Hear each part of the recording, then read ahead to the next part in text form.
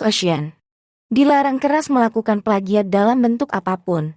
Naskah ini mengandung hak cipta, karya orisinil dari author.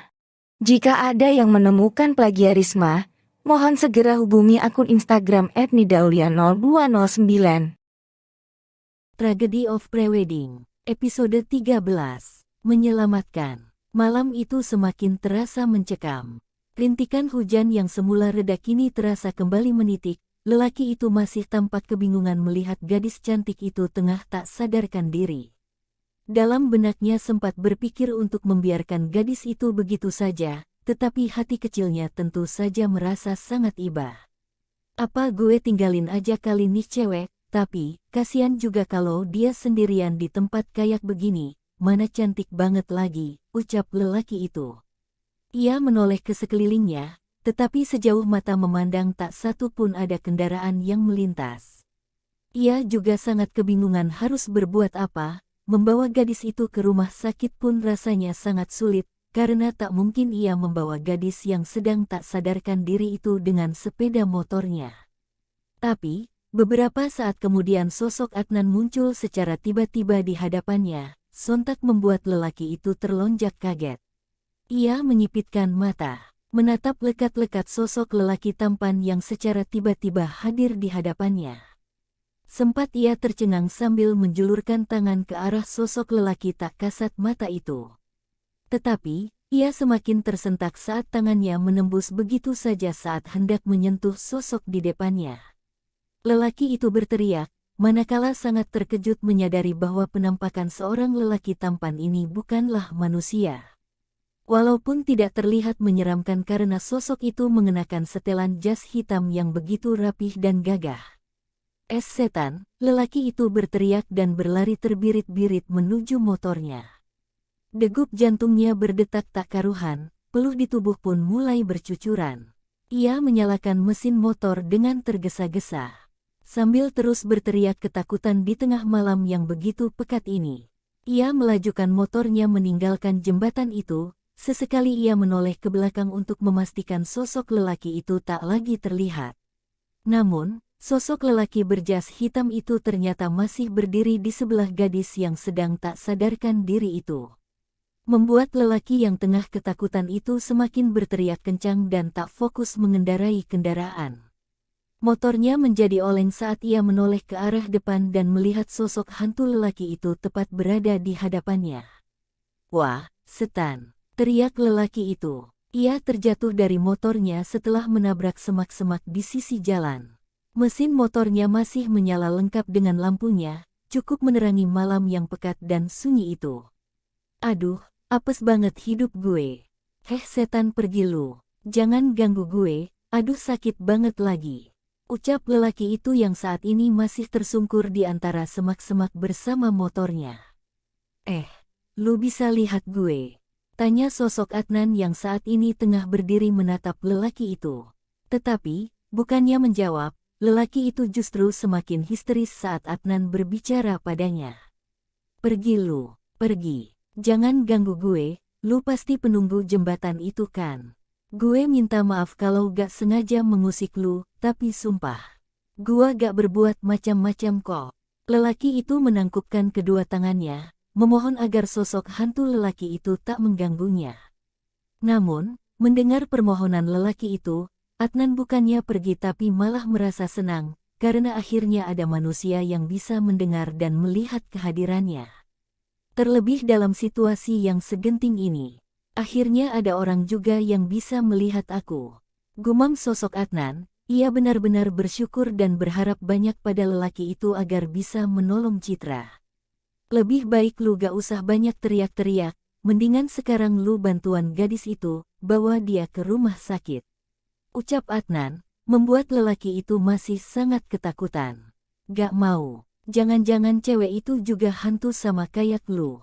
Mending gue aja yang pergi, ucap lelaki itu sembari berusaha untuk berdiri dan bersiap untuk lari. Kemudian lelaki itu langsung berlari terseok-seok. Saat ia sedang berlari, sosok hantu lelaki itu kembali muncul di hadapannya, membuat ia kembali tersentak hingga tersungkur di atas tanah.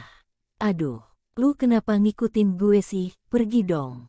Lelaki itu terus memohon dengan keadaan dirinya yang sudah begitu kacau. Gue gak akan pergi, sebelum lu bantuin Citra.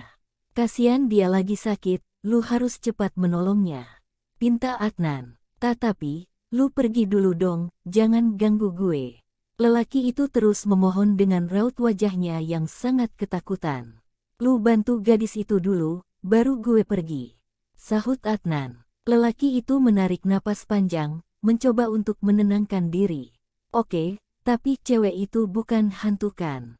Tanya lelaki itu, membuat Adnan mendengkus perlahan. Lu jangan ngomong sembarangan. Citra itu masih hidup, makanya gue minta lu buruan bantuin dia. Ucap Adnan dengan raut wajahnya yang sangat serius. Membuat lelaki itu tampak tertegun dan langsung menuruti keinginannya. Iya, tapi lu bukan hantu yang jahat kan?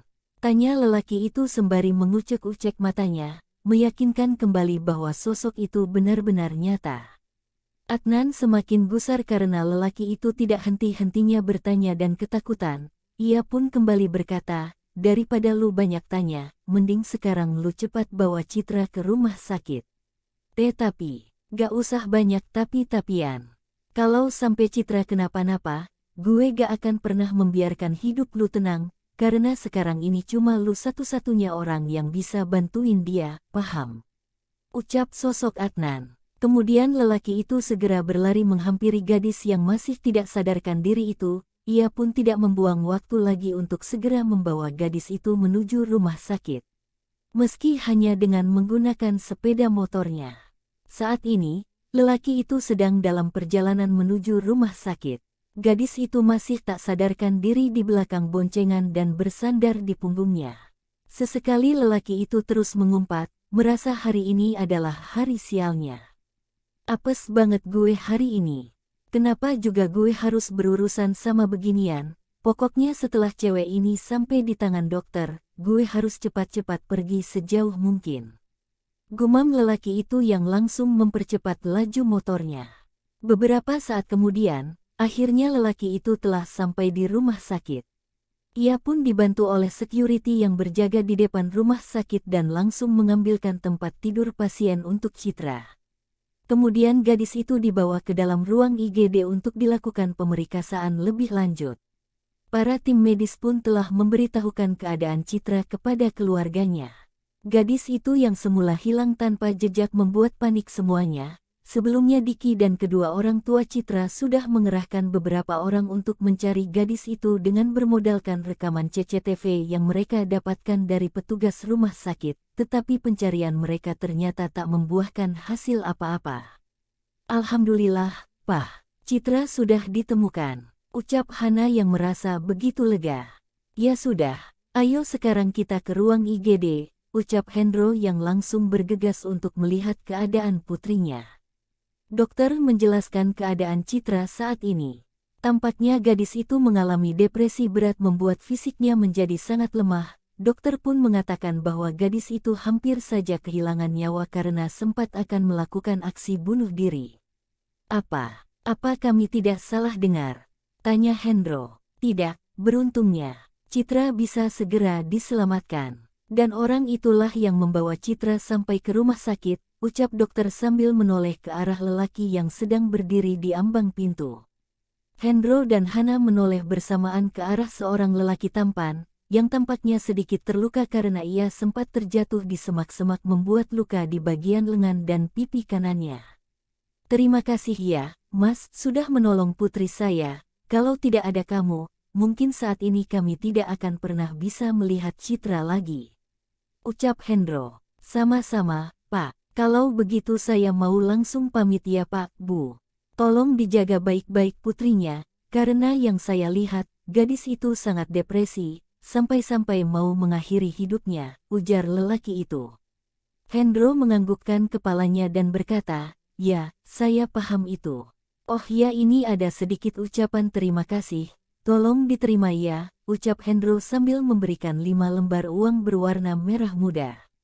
Lelaki itu tersenyum dan berkata, tidak usah repot-repot, Pak. Saya menolong anak bapak itu ikhlas kok, ya sudah, saya permisi. Tunggu, kalau boleh saya tahu, Siapa nama kamu, nak? Tanya Hana membuat langkah lelaki itu terhenti. Nama saya Riko, sahut lelaki itu sambil kembali menoleh dan menyungingkan senyumnya ke arah Hana dan Hendro. Oh, iya. Sekali lagi terima kasih ya, nak Riko, ucap Hana. Iya, sama-sama, sahut lelaki yang bernama Riko itu. Nantikan kelanjutan ceritanya besok.